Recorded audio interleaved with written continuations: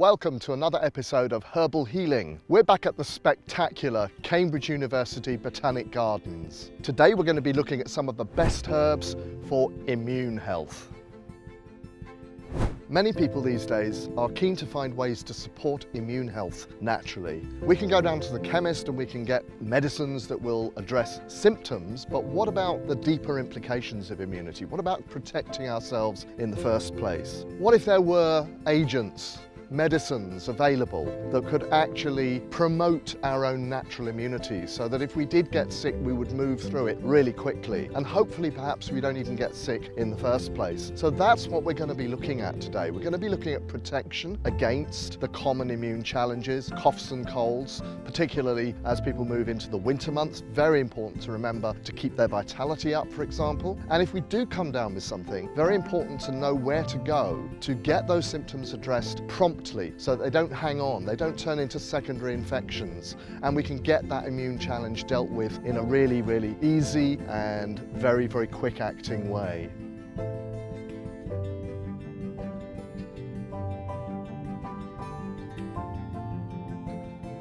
The plant that we've got in front of us here is Yarrow, Achillea millefolium.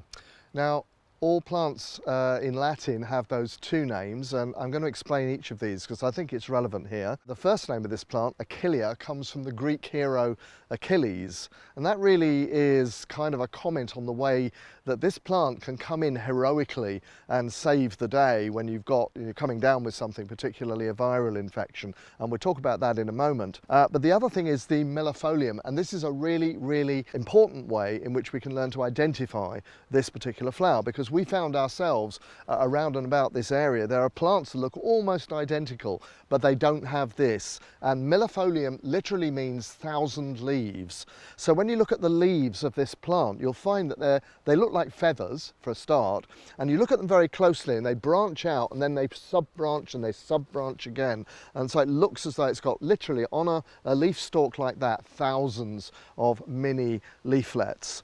So that's how to recognize it. And then of course they have these lovely sort of panicles at the top here with the white flowers, beautiful flowers actually when you look close up to them.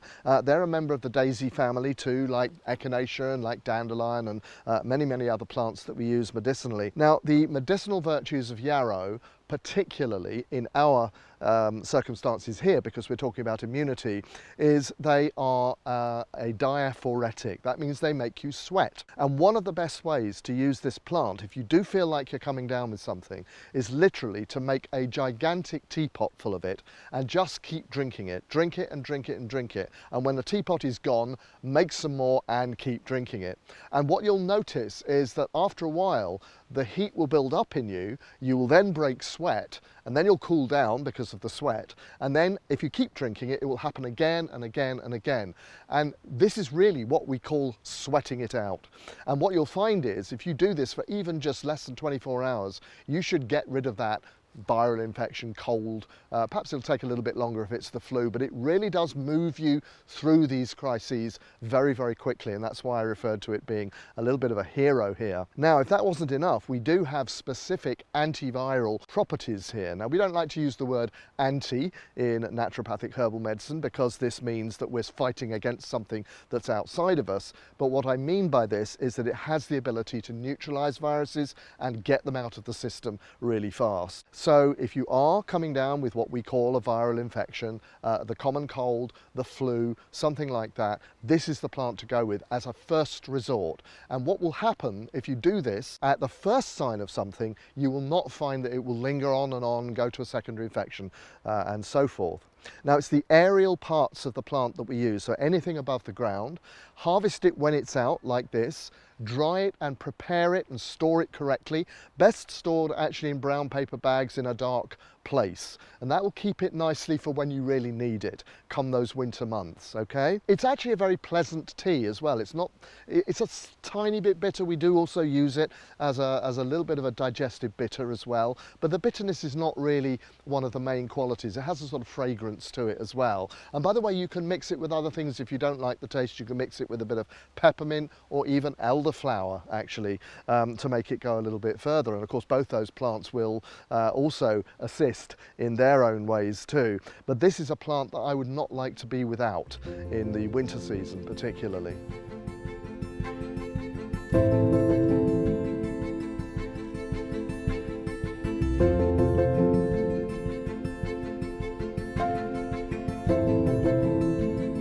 So I'm standing here underneath this elder tree. Latin is Sambucus nigra, and the word nigra actually stands for black, because the berries are very, very, very dark indeed, and we'll be talking about the berries in a moment or so. The word sambucus, the Latin sambucus, actually refers to a musical instrument, because the stalks of elder, the stems of elder, are actually hollow, and they used to make musical instruments out of them. But it's not the stalks we're interested in, it's of course the flowers, which are over now, and what you can see here are some green berries, and of course they will ripen towards the autumn and turn black, and that you will have then a small amount of time, if you want to go and look for these, to actually pick them and process them. If you don't process them fast enough, they will start to deteriorate very quickly. But you can use the flowers as well. So in the spring, flowers come out, we get these really gorgeous panicles all over the tree. You've probably seen them. It's a very common tree around the UK particularly. And the flower heads are easily collected, and we can make elderflower wine out of these. But most importantly for our purposes, for enhancing immune health, we're interested in their diaphoretic properties to promote sweating. So we have this idea that when we get sick, we sweat the illness out, and this is one of the things that this plant can help us do. Very often combining it with yarrow and peppermint for this purpose. It's one of my favourite recipes. Just make up a big teapot, drink as much as you can, and watch yourself start sweating. Of course, you'll cool down and you'll heat up again. You know the story. So this is a really, really good use for the flowers, and they are quite fragrant, but interestingly enough, they can also have slightly unpleasant smell if you keep them too long as well. So once you've picked the flowers, dry them off and of course store them for later use. However, the berries are where we find also a powerhouse of immune assistance. So particularly, of course, like all berries, they are nutritive. They usually contain quite a lot of vitamin C, and the elder is no exception to that. And of course, vitamin C is really important for supporting immunity and helping us to stay protected during the winter months. So it's in the autumn that the berries come out, and we can harvest these. One of the things you can do with these is to make a syrup out of them. But again, make sure you get them in there quick. Maybe combine them with a bit of honey, something like that, cook them up, make your syrup, press them out, and then you can actually store that in dark glass bottles for the winter. However, elderberry syrup is obtainable in health food stores and other places as well. It's a well-known recipe or remedy for helping to stay clear of the winter bugs, the colds, the flus, all of that season. It's a really, really powerful medicine to help us get through that. And it has sort of viral fighting properties as well. The flowers do too, actually. So they're one of a group of herbs that are known to combat viral illness in humans.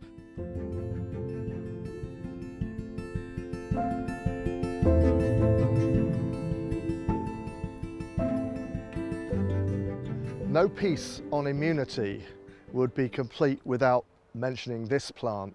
You probably recognize it. You won't see it growing wild in this country. It's actually a native to North America, where at one point, apparently it's a little bit endangered now, but at one point it was like daisies are here, just absolutely all over the place, or dandelion or something like that.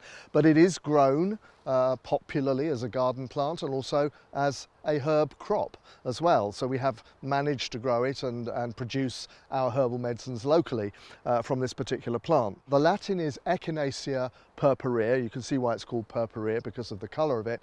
The Echinacea part of it is from a Greek word meaning hedgehog.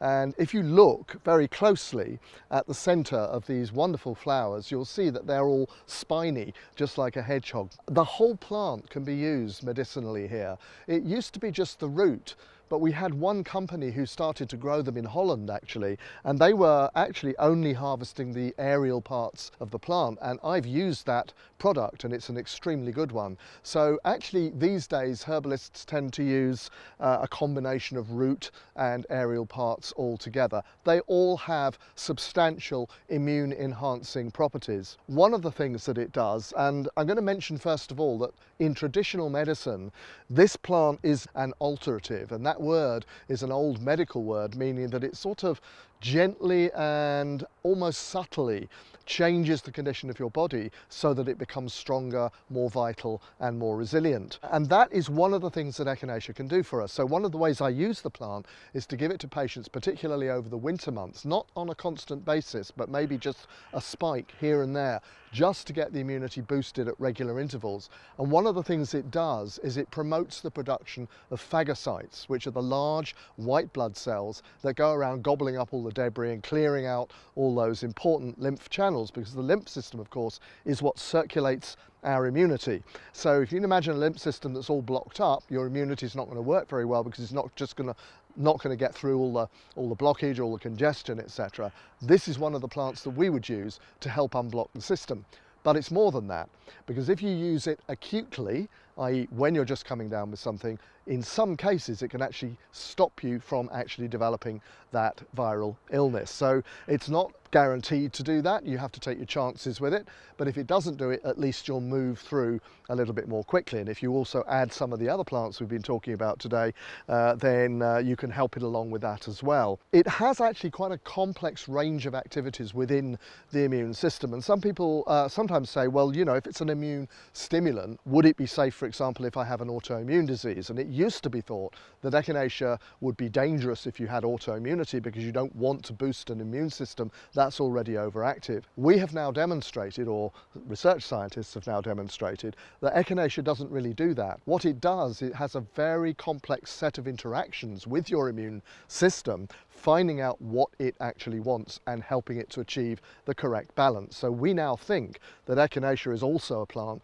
that can help with autoimmune conditions as well. That nature of plants, where they have such a complex range of actions, we can hardly even chart them scientifically, but the plants seem to know what to do, and the plants in combination with our bodies come up with a winning formula for fantastic immunity. This is a herb I use a lot. I know herbalists who take this every day. There's a very famous Australian herbalist who absolutely swears by Echinacea, and I think he's absolutely right. In fact, I think it's also a little bit of an adaptogen in its own right. So adaptogens, of course, are very much immune tonics, but also stress tonics as well. So this is a plant that can really enhance our vitality, particularly in the direction of excellent immunity.